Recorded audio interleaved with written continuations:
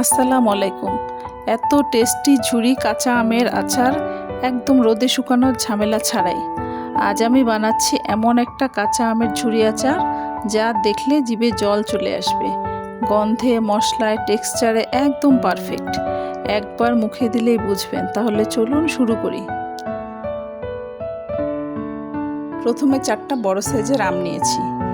এরপর কাঁচা আমগুলো ভালো করে ধুয়ে নিয়েছি।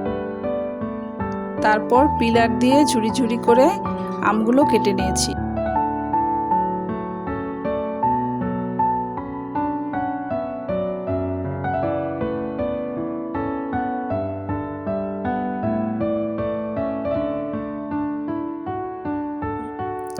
এরপর ওগুলো এক বাটিতে নিয়ে তাতে দিয়েছি একটু লবণ, ভিনেগার।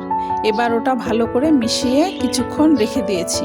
এতে করে আম একটু নরম হয়ে যায় আর টকটা ভেতরে ঢুকে যায়। আমগুলো আমি রোদে না দিয়ে ফ্যানের নিচে শুকিয়ে নিয়েছি। এবার আসি মশলার দিকে। আমি নিয়েছি আস্ত শুকনো মরিচ, হলুদ, সরিষা, কালো সরিষা, মৌরি, মেথি, কালো জিরা, ধনে সব একসাথে ভেজে গুঁড়ো করে নিয়েছি।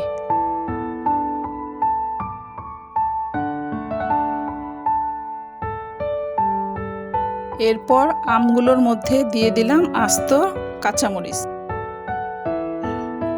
আরও দিয়েছি এর মধ্যে আস্ত রসুনের কোয়া। এরপর দিয়েছি হলুদ গুঁড়ো। এরপরে দিয়ে দিলাম গুঁড়ো করে রাখা মশলাগুলো। এবার সব কিছু একসাথে মিশিয়ে নিলাম। এই মশলার গন্ধটাই পুরো আচারের প্রাণ। সব মশলা আর আম মিলে একদম অন্যরকম ফ্লেভার তৈরি করেছে। মাখানোর সময় যে ঘ্রাণটা উঠেছিল সেটা বর্ণনা করার মতো না।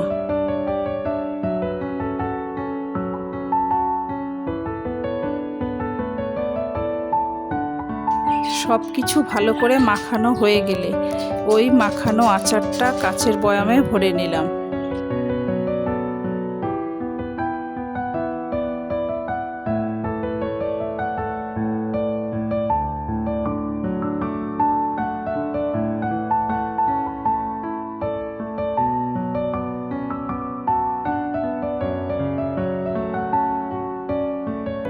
সবশেষে বয়ামের উপর দিয়ে গরম গরম সরিষার তেল ঢেলে দিলাম। তেলটা দিলে পুরো আচারের মধ্যে একটা আলাদা ঝাঁজ চলে আসে। এভাবে একদম রোদে না শুকিয়ে বানিয়ে ফেললাম কাঁচা আমের ঝুরি আচার। খিচুড়ি, পরোটা, ভাত সব কিছুর সাথে একদম অসাধারণ লাগে। চাইলেই আপনারা বানিয়ে ফেলতে পারেন কাঁচা আমের এমন অসাধারণ ঝুরি আচার। ভিডিওটি ভালো লেগে থাকলে একটা লাইক এবং সাবস্ক্রাইব করতে ভুলবেন না।